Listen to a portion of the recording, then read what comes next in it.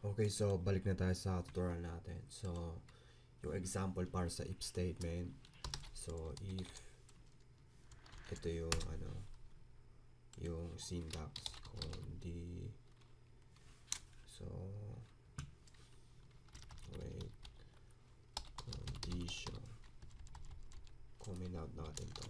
So, ito yung template ng if statement.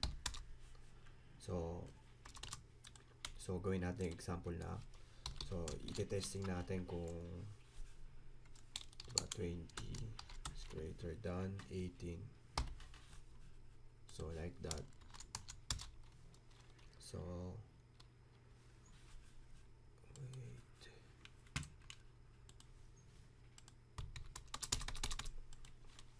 See out.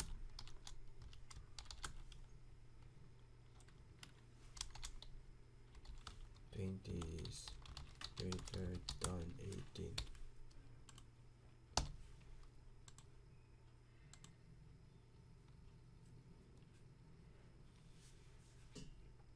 So, ayan. So, ito yung paggamit ng if statement. I-check. Kapag true, i-compile yung nasa baba na code na to. Pag hindi niya i-compile. So, i-testing natin.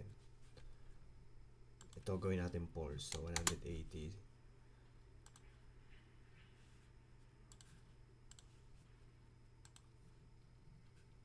Okay.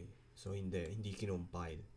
So, mapupunta siya sa else.